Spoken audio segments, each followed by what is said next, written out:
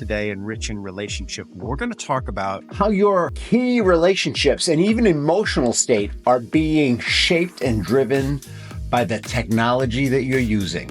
I want you to be emotionally aware. When you are on screens, I want you to be emotionally aware, right? Now that you've seen this, you cannot unsee it. The truth is that the emotional triggers that we encounter in our relationships are enhanced by this brain stagnation and development of other parts of our brain. My name is Rich Heller, and welcome to another episode of Rich in Relationship. And today we're talking about manipulated minds, how media and technology shape our emotional landscape and even drive stagnation and conflict in our relationships. Are you stuck in repetitive arguments with your partner? Do you feel disconnected? Do you feel frustrated sometimes? Do you wonder if your relationship is stagnating? If that's you, this episode is for you. We're going to uncover how media and technology are subtly shaping your emotional responses, keeping you stuck in cycles of conflict and emotional stagnation. So stay with us from beginning to end. Let's talk first about the science behind emotional manipulation. Media platforms are designed to keep you hooked. This is not a secret. There's been a lot of buzz in the media about how the media keeps us addicted. But how much are you really listening? I want you to really get this message. It's not just that you're addicted, it's that there are emotional states being driven by the media that you're experiencing. And those emotional states not only are addictive, but they shut off parts of your mind, parts of your brain that know how to interrupt and interact with your partner in a way that's creative and constructive. What's happening is, because of the technology that we're plugging ourselves into, the phones, the screens, because of this technology and the way we're using it, our emotional state is being heightened, manipulated, and parts of our brain are getting more developed, and other parts of our brain, particularly the parts that are rational, that are discerning, that help us to stay on track in our relationships, those parts are stagnating. And in this episode, we're going to go deep into how that's happening. I know you've been wondering why it's so easy for small disagreements with your partners to explode into major fights. I know that because that's like on the tip of everybody who calls me's tongue. The truth is that the emotional triggers that we encounter in our relationships are enhanced by this brain stagnation and development of other parts of our brain that we've been talking about in Rich in Relationship. And the truth is that emotionally charged content is more likely to be shared and consumed. And so the scions of social media, the scions of the screens, the people who are running the show, they are putting out stuff that is emotionally triggering. The more content we absorb and watch and participate in, the more likely we are to react impulsively, not only in our reaction online, but we take that reaction home and to our personal relationships.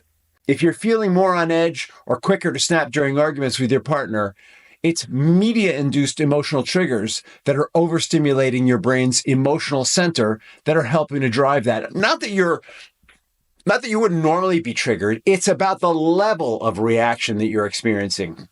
What we're talking about here is, are you going from 0 to 10?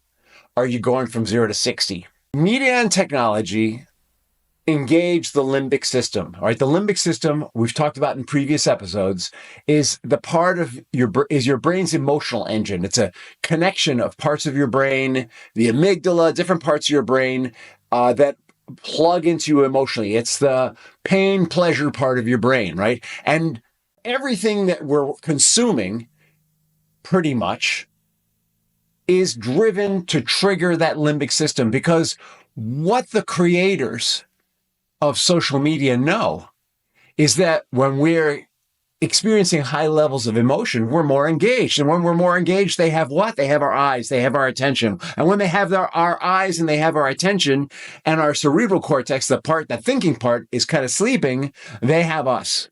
When they have our eyes and they have our attention, they can flash ads in front of us and make suggestions in front of us that we're much more likely to receive. When they have our eyes and have our attention, they can drive us to take actions that we might not normally take if we were really thinking about it.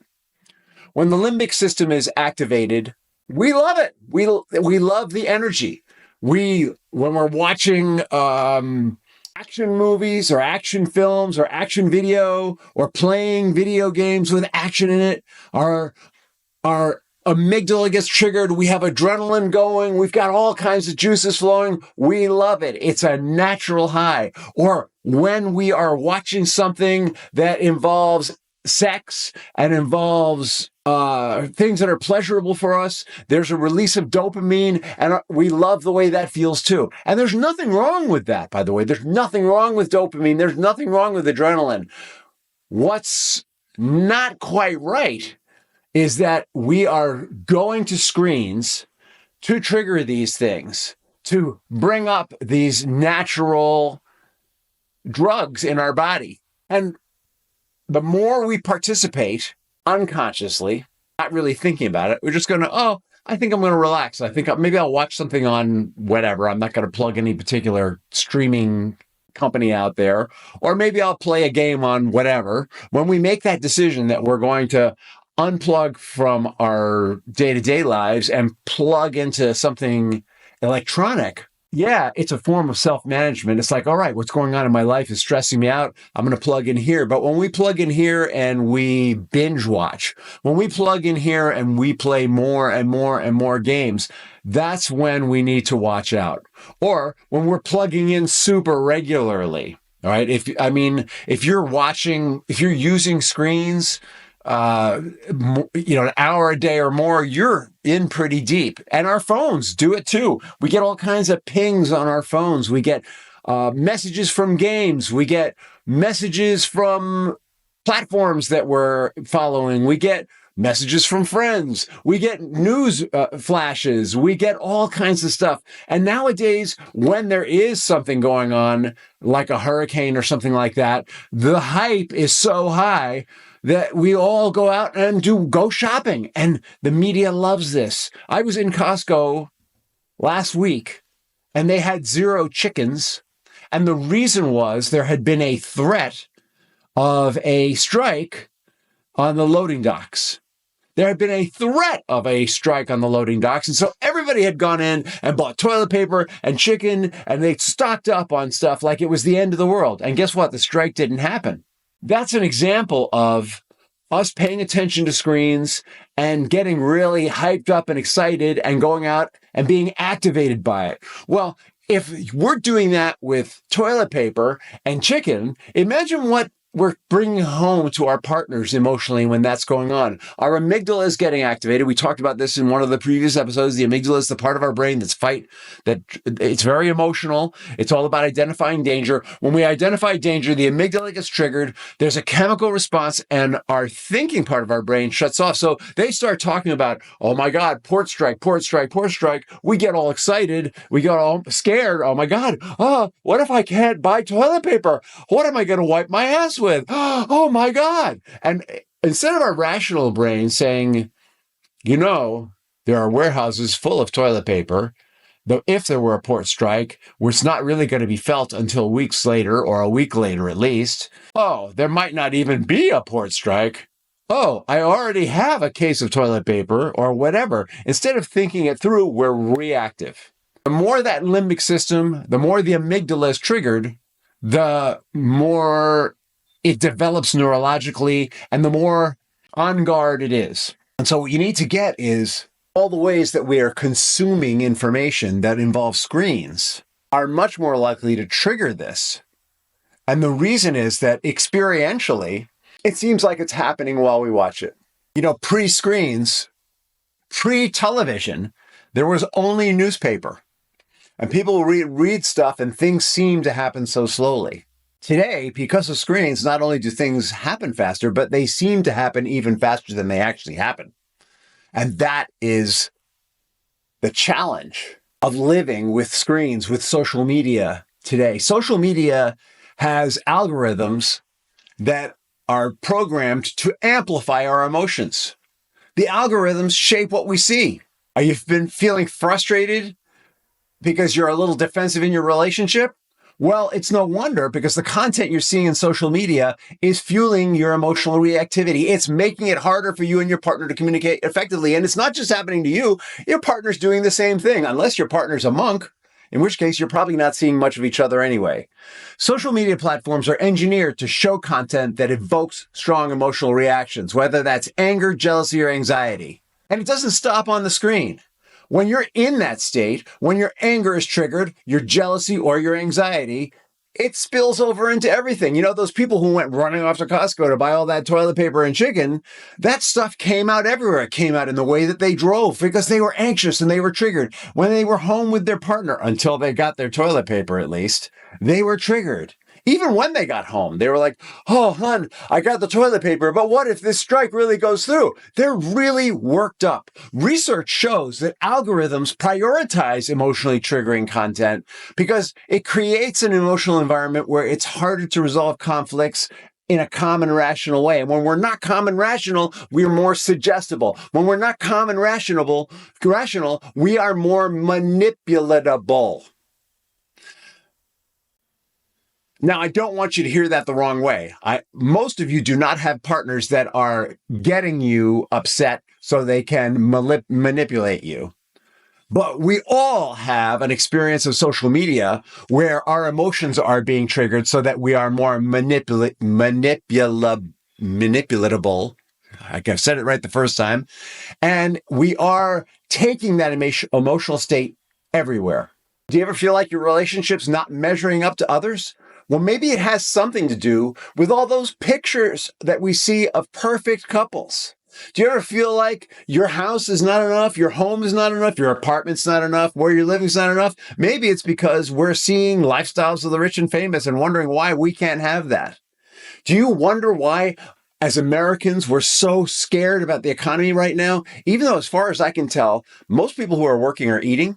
You know, we're all believing the story that we don't have enough when we live in the most abundant country in the world. And I'm not denying that we have people who've got, billions and billions, and then there's the rest of us. I'm not denying that that isn't happening. I'm not denying that there are people who are homeless and hungry. But most of the people who are upset on social and consuming social media are not homeless. And they may be hungry, but it may have to do with how they're spending their money. Because the way that we spend our money is being driven by what? What we consume. The way we act in our relationship is driven by what? What we consume. The way we view ourselves in the world is driven by what? What we consume. The way we view our marriage is often driven by what we consume. You need to be very careful about what you consume, because this culture that fosters comparison is designed to bring up not enough. Because when we're not enough, we'll go out and buy something so that we feel like more. When we're not enough, we'll go take it out on our partner.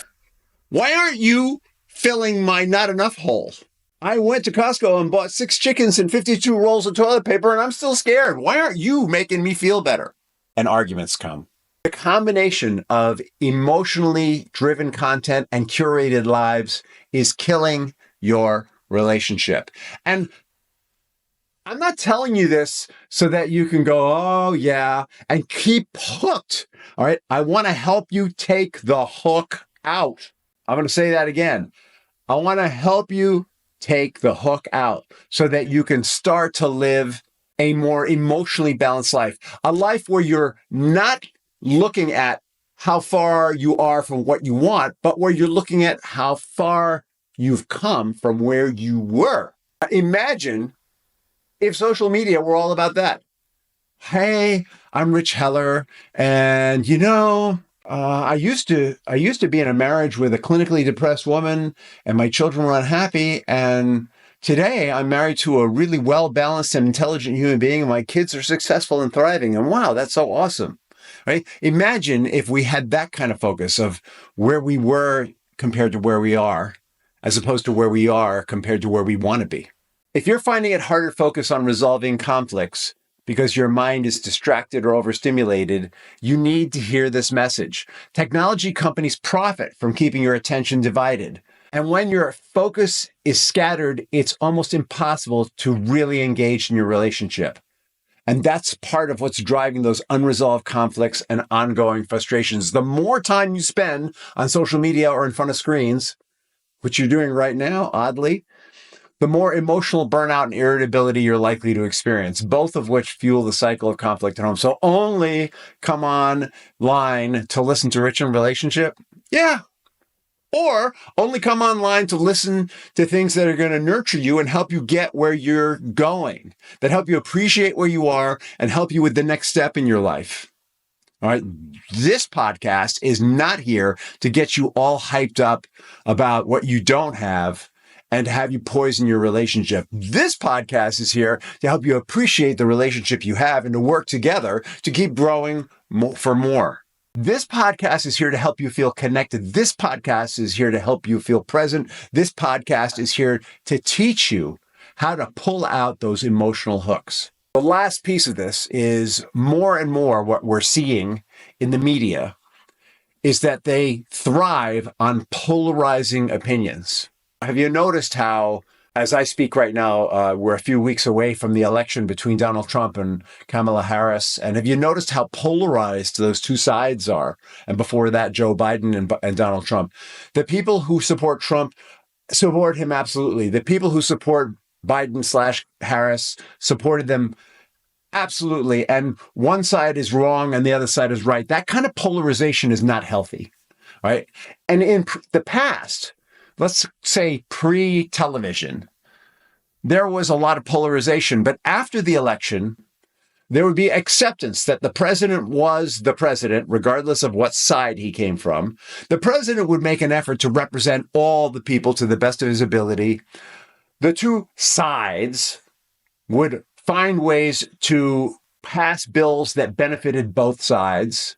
There was an ability post-election to find common ground. That wasn't always true. There were times when it was more polarized than others, but I think there's been no time in history, as far as I can tell, that is as polarized as we are now. And part of that has to do with, actually, I think it largely has to do with screens. And I think the reason why so many relationships, the divorce rate is at the highest level it has ever been in. The reason why is because our minds are focusing more and more on problems and polarization and less on solutions. When we live in the problem gets worse. When we live in the solution, things get better. So what I'm saying to you is the polarization that you're seeing politically, the polarization that you're seeing in our country, it's happening in your relationship, and it's all happening for the same reason. Because we're neglecting the part of our brain, our mind, that's rational, that's reasoning. We're neglecting the ability to be in the experience in the moment. And we have been up to now building our ability to get instant gratification. And so where we're going is you and I, because we want relationships that work. We want loving, intimate, caring relationships, not just at home with everyone, maybe not intimate with everyone, but loving and caring relationships with everyone. Because we want that, where we're going is we're going to first become aware of how we're being manipulated. That's why you're here, right? You're learning about how you're being manipulated. Second, we're going to make some educated decisions about how we're going to manage our relationship with media and with our partner. Step one, set some boundaries with media. It is generally observed that people sleep better when they get off of screens 2 hours before they go to sleep. Picture that. Imagine not looking at your phone and not looking at any screens for 2 hours before you go to sleep. What are you going to do? I would suggest that in those 2 hours, you pray, meditate, practice mindfulness, whatever your thing is. Talk to your partner about your day. I would suggest that you contemplate your day. How did it go? Did you really need those 2 cases of toilet paper that you bought because of the potential dock strike? Oh, wow. I guess I was a little worked up. I can still use the toilet paper, thank God. That kind of reflection. Reflect on your day. Hey, when I was buying the toilet paper, I was really rude to that cashier, and he didn't do anything to me. You know what? Next time I go back, I'm going to make that right with him if I see him. I'm going to let him know that I know I was out of line. I'm going to tell him I was just worked up about the dock strike that never happened. Maybe read a book, read a newspaper. Well, it's very hard to read a newspaper without a digital screen. There are screens that you can get that don't have blue light that you can read off of. There are, I'm not going to, I'm going to name, personally, I use Kindles. They have and I have it set so there's no blue light, so it doesn't stimulate my brain. It's the blue light in the screens that stimulates our brains. Even now, as I record this, there's a screen in front of me stimulating my brain. That's why I'm so happy and peppy. That's not it. I want you to be emotionally aware. When you are on screens, I want you to be emotionally aware, right? Now that you've seen this, you cannot unsee it unless you smoke a lot of pot. And then, even then, there's always going to be a part of you that's going to be saying, hey, remember what Rich said? I want you to be emotionally aware whenever you're on a screen and notice your reaction. I'll share something that's been going on for me. I like to go to the news feed on my phone. I'm an Android user. Sorry, Apple people. And when I go to the news feed, I have noticed that the most emotionally triggering things on my news feed come from obscure news carriers, obscure sites that I suspect are being funded by other countries. And I've stopped going to that news feed because I'm not interested in that stuff. I'm not interested. The things that are most stimulating, triggering, whatever, they're usually everyday things that have been fluffed up to look like much more than they are just to get my attention. And a lot of times they're pro-China in particular. And not that I'm anti-China, but I'm wary of anything that seems to be funded by another government and planted there. There's a lot of political stuff out there that's coming from very obscure sources that I don't even look at anymore that I used to. I used to think, oh my God, is that true? Did he do that? Did she do that? No more. So notice your emotional state and then let your cerebral cortex kick in and do some analysis. Wow. The first thing you need to do is label the emotion. Interest, excitement, fear, anger, whatever is coming up for you. Anxiety. Label the emotion and then note what the situation is that is triggering that emotion. And then you might even take it a step further. From whence comes this stimulation, and is this a source that I trust or believe in? So this is your homework, all right? When you're on screens, I want you to just notice your emotional awareness. There's a ton of things that you can do to unhook yourself. The start shutting off your screens 2 hours before you go to bed so you sleep better and so you have some time to talk to your honey, whoever that is. And the other part is when you are on screens, allow your conscious mind, your cerebral cortex, the rational part of your mind, to step in, label the emotion that's coming up, and look at the source and make a decision about whether you want that source, that influence in your life still. I'm going to tell you that I've started doing this also with things that I'm watching, on Netflix and Amazon and sources like Hulu and sources like that. And what I'm finding is there are things that I used to really like to watch that I don't like to watch anymore because I don't want that kind of stimulation. The game starts to be, what do I really want to take in? Do I want to take it in just because it's stimulating? Or are there certain kinds of stimulations that I don't want to take in? And that's kind of like the next level. And we're going to start doing more work around this on Rich in Relationship. So go to our website, richinrelationship.com, and you can see what's coming up next in terms of this stuff. That's 2025 is all about this. How to get our relationships back on track and remove the influences that are keeping us from doing that. All right, I know this has been helpful for you. Stay tuned for the next episode, which is going to be about the silent killer, how disconnection drives the divorce rate. We're going to talk all about the connection between the divorce rate and screens and what that looks like. Thank you, and have a great tomorrow.